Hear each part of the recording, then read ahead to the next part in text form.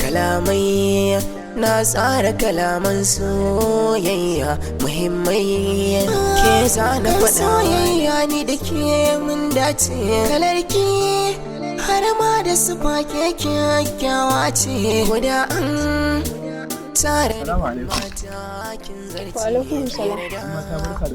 da kalmomin da na furta sai mai soyayya.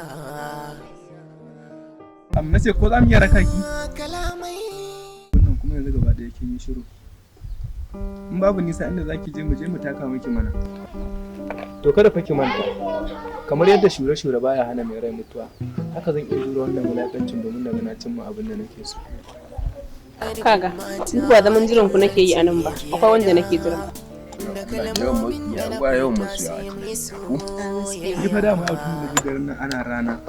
Na ji gaba ɗaya babu rana na san cewa zan samu. Yawwa, kaga wanda nake jira nan masoyi na ne. Wannan gurgu? Gurgu kuma. Mana. Ban gane masaki ba. To ke makauniya ce ke? Fara mai farar zuciya. Ya kake? Duban da kike ta murmushi kamar gona auduga. Wallahi kuwa, da zuwa nake ina ta jiran an na fara yin fushi. A kai ki fushi, ai fushi baya maki kyawu ke ma kin sani. Ya daga ina? Wai zuwa ne layin ku. Dan kin ji dadin kuma.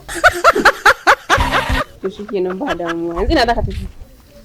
Kawai yanzu gida zan wuce. Ana gan ki. To shikenan Allah ya kiyaye. Ku gaida mutan gida. Bye. Bye.